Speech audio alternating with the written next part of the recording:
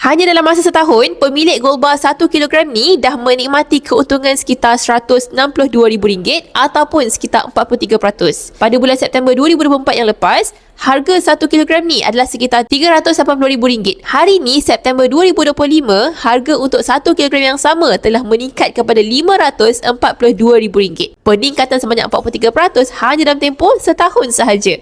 Jadi siapa yang biasanya beli gold bar 1 kilogram macam ni? Pertama, pemilik bisnes yang nak simpan modal dalam bentuk aset yang kekal nilainya. Yang kedua, pelabur yang merancang keuntungan dalam tempoh 2 tahun ke atas. Yang ketiga, individu berpendapatan tinggi melebihi RM40,000 sebulan tapi masih lagi belum memiliki harta dalam bentuk emas. Dan yang keempat, mereka yang ada simpanan tunai lebih RM500,000 dekat bank yang tak digunakan dalam masa terdekat. Jadi dengan Pak Beli Gold, urusan jual beli emas adalah mudah, telus dan patuh syariah. Bagi yang berminat untuk tukarkan sebahagian simpanan wang fiat kepada emas fizikal, tuan-puan boleh terus rujuk pin video tutorial ataupun tekan link di bio saya, ataupun boleh PM untuk saya bantu tuan-puan daftar sebagai ahli Pak Beli Gold dan saya akan bimbing tuan-puan dengan langkah dan cara simpanan emas yang terbaik. Teruskan follow saya untuk dapatkan ilmu mengenai emas dan keuangan.